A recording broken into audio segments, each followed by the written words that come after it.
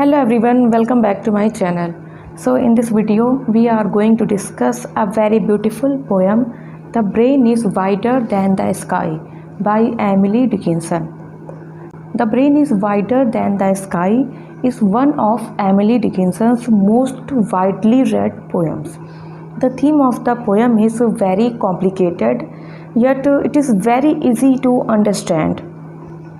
It is a philosophical in tone. Here Dickinson compares and contrasts three entities with the human mind, means human brain. The poem has 3 stanzas with 4 lines each, and in the very first stanza she compares the brain with the sky.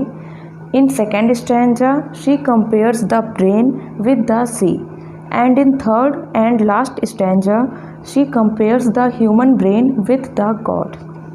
The rhyme scheme of the poem is A, B, C, B in each stanza, and each stanza is metered iambically with tetrameter used for the first and third lines of each stanza, and trimeter used for the second and fourth lines.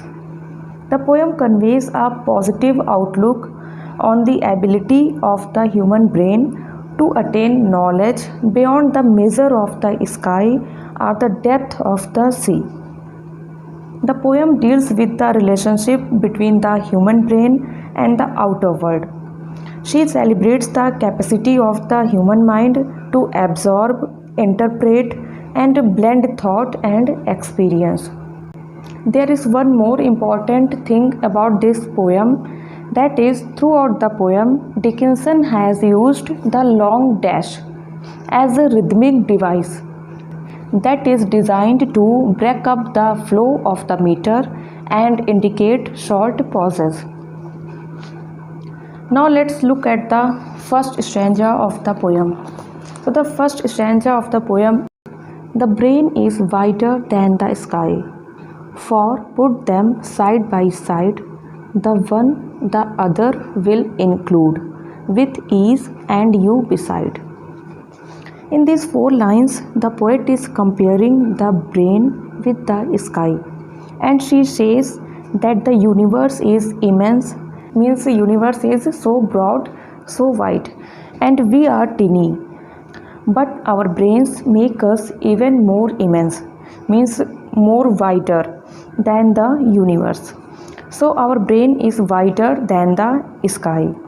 For if they are held side by side, means if you place the two, means brain and the sky, next to each other, the mind, means the brain, can easily wrap around the entire sky.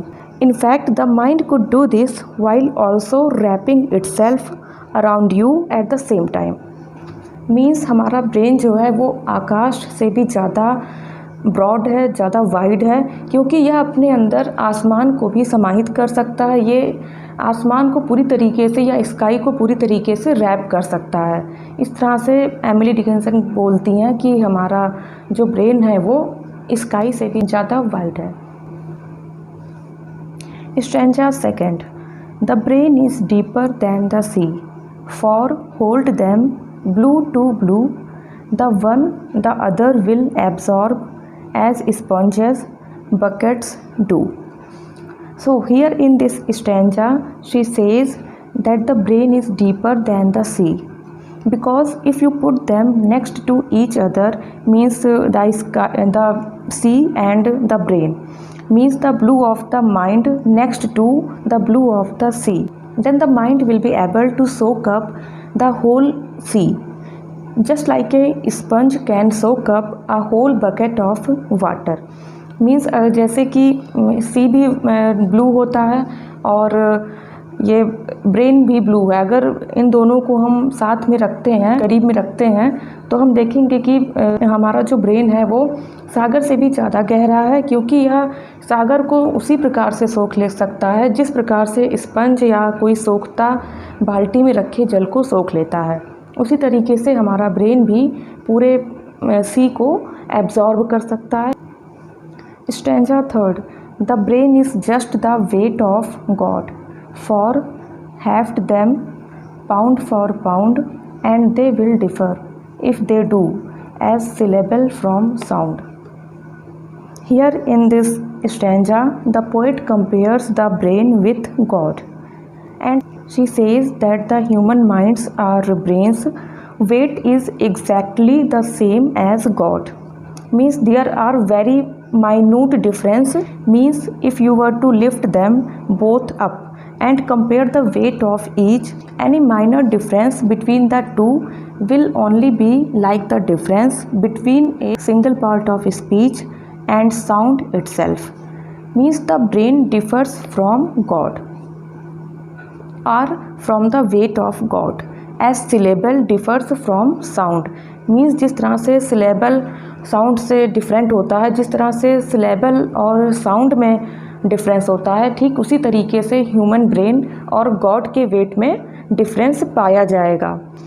The difference between syllable and sound is that syllable is a part of a word while sound is raw or unformed.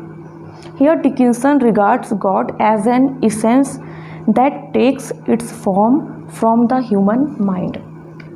Means अगर हम दोनों के wait की comparison करें, means human mind के wait की comparison अगर हम गॉड के वेट से करें तो अंतर सिर्फ उतना होगा, दोनों में डिफरेंस सिर्फ उतना होगा जितना कि एक सिलेबल और साउंड में होता है, जो कि ना के बराबर होता है. उतना ही वेट, उतना ही डिफरेंस ह्यूमन ब्रेन और गॉड के वेट के बीच में दिखाया गया है. So this is all about the poem the brain is wider than the sky. Thank you.